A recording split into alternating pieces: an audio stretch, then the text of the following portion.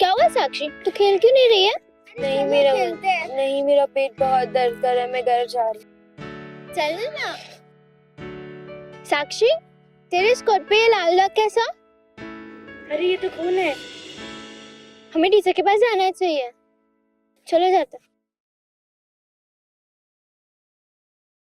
लगता है साक्षी को पीरियड्स आए हैं। हाँ।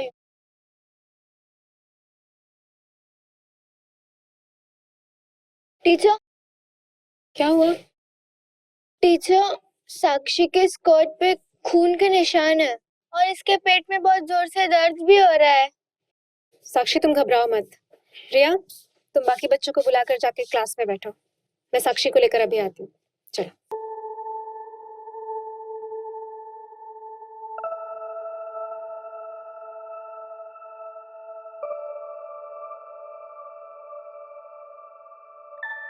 साक्षी, अपने हाथ अच्छे से धो लेना, ठीक है? मैं बाहर तुम्हारा इंतजार कर रही हूँ। अच्छा सुनो, अपनी मम्मी का नंबर दे दो मुझे। 9969। अच्छा सुनिए, एक फ्रेश स्कर्ट और एक हीट बैग का इंतजाम कर दीजिए।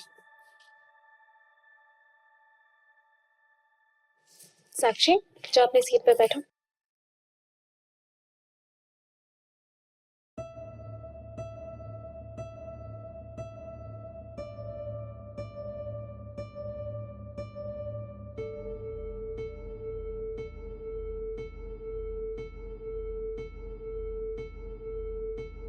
तो बच्चों, आज हम पीरियड्स यानी कि मासिक के बारे में बात करेंगे। इसे टाइम या फिर चम्स भी कहते हैं। ओके? पर टीचर, ये पीरियड्स क्या होता है? उसके पहले आप लोग मुझे ये बताइए कि हम बड़े कैसे होते हैं? हमारे दिमाग के निचले हिस्से में एक ग्रंथि होती है जिसे पिट्यूटरी ग्लैंड कहते हैं। ये ग्रंथि हमारे शरीर में नए हार्मोन्स बनाती है जिसकी वजह से हम बड़े होते हैं। अब जैसे जैसे हम बड़े होते हैं हमारे शरीर में कई बदलाव आते हैं, जैसे कि लंबा होना, चेहरे पर मुहासे आना, स्तन का बड़ा होना, गुप्त अंगों पर बाल आना, या फिर खिलौनों की जगह दोस्तों का साथ पसंद आना। लेकिन इसका जो सबसे अहम काम होता है वो है हमें जवान बनाना। आमतौर पर हमारे शरीर में ये बदलाव 8 से 13 साल की उम्र में शुरू होते हैं। टीचर, पर पीरियड्स में खून क्यों? हमारे पेट का जो निचला हिस्सा होता है वहां पर यूट्रस यानी कि गर्भाशय होता है। आगे चल कर के बच्चा यहीं पर बनता है। और यूट्रस के दोनों तरफ ओवरी यानी कि अंडाशय होते हैं जो हमारे बड़े होने पर फीमेल एग्स को यूट्रस तक पहुंचाते हैं। यूट्रस इन फीमेल एग्स को सुरक्षित रखने के लिए टिश्यू की एक दीवार बनाता है जो कि खून और पोषक तत्वों से भरी होती है। अब इन फीमेल एग्स को मेल स्पर्म ना मिलने पर वो इस टिश्यू की दीवार को तोड़ के शरीर से बाहर निकल आते हैं। पीरियड्स के दौरान जो हम खून देखते हैं वो इस टिश्यू की दीवार का ही खून होता है। किसी को ये 3 तो किसी को 7 दिनों तक होता है, और ऐसा इसलिए होता है क्योंकि हमारे शरीर की बनावट अलग अलग है। तो क्या मैं माँ बन जाऊंगी? नहीं, माँ नहीं बनोगी, लेकिन पीरियड्स आने का मतलब ये होता है कि हमारा शरीर माँ बनने के काबिल हो चुका है और हमारे शरीर का विकास ठीक तरीके से हो रहा है। टीचर, क्या पीरियड्स हमें हमेशा होते रहेंगे? नहीं, पीरियड्स 45 से 55 साल की उम्र में बंद हो जाते हैं जिसे हम मेनोपॉज कहते हैं। लेकिन तब तक पीरियड्स महीने में कम से कम एक बार होंगे। पर टीचर, साक्षी के पेट में दर्द क्यों हो रहा है? पीरियड्स के दौरान पेट में दर्द होना, मरोड़ आना या फिर जी मचलाना आम बात होती है।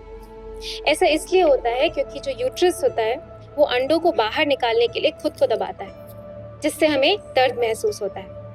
ऐसे में हीट बैग या फिर गर्म पानी की बोतल को कपड़े में लपेटकर पेट के निचले हिस्से में लगाने से बहुत आराम मिलता है।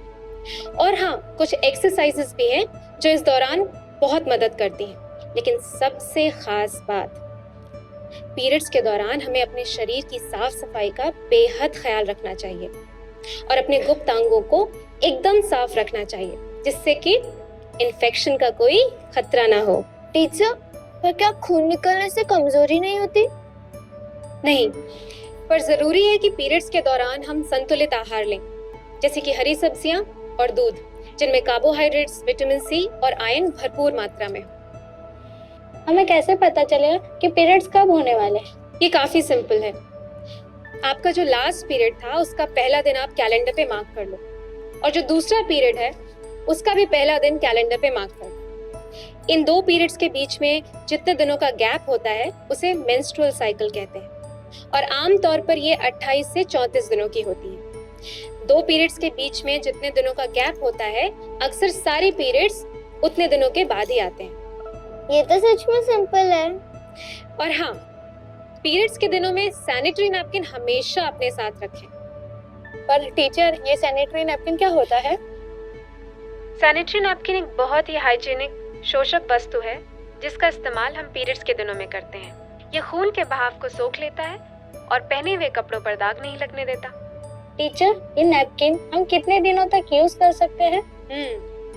एक नैपकिन को सिर्फ एक ही बार इस्तेमाल करना चाहिए और रेगुलर इंटरवल्स पे नैपकिन्स को बदलते रहना चाहिए। और हाँ, इस्तेमाल किए हुए नैपकिन्स को हमेशा पेपर में लपेट करके ही फेंकें। और सबसे जरूरी बात, नैपकिन इस्तेमाल करने के बाद अपने हाथों को अच्छी तरह से धोना चाहिए। टीचर, क्या हम सूती कपड़ा यूज कर सकते हैं? नहीं, बिल्कुल नहीं। कई औरतें हैं जो सूती कपड़ा या फिर सूखी घास जैसी घरेलू चीजें यूज करती हैं। ये गलत तो है ही, साथ ही साथ इससे स्वास्थ्य को भी हानि पहुंचती है। और फिर सूती कपड़े को एक जगह फिक्स करके रखना भी मुश्किल होता है। इसलिए हमें सिर्फ और सिर्फ सैनिटरी नैपकिन ही यूज करना चाहिए। पर टीचर, उन दिनों मेरी बहन को कम और मुझे ज्यादा भाव क्यों होता है? ये भी हार्मोन्स का ही प्रभाव है।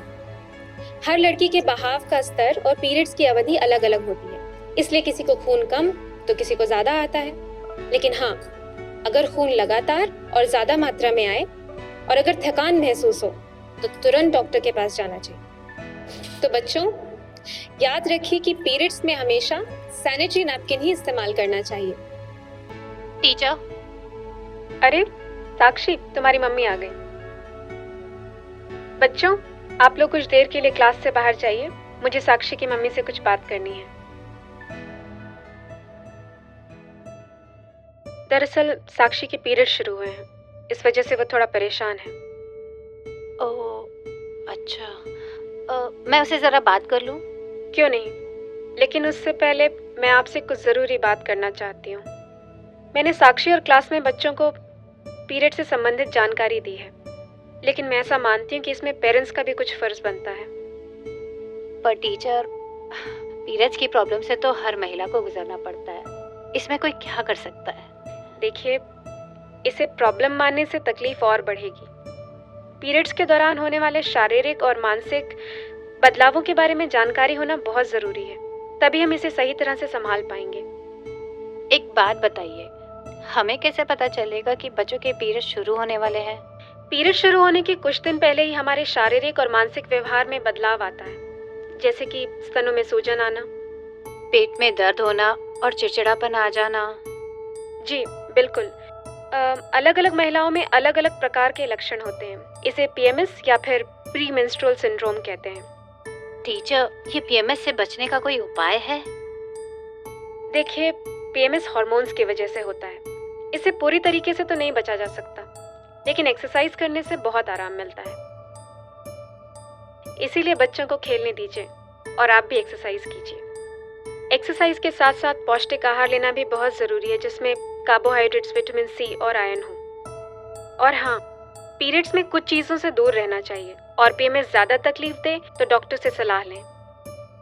टीचर, कहते हैं कि पीरियड्स में हम अशुद्ध हो जाते हैं, तो क्या इसीलिए हम पे रोक लगाई जाती है? ये सोच बिल्कुल गलत है।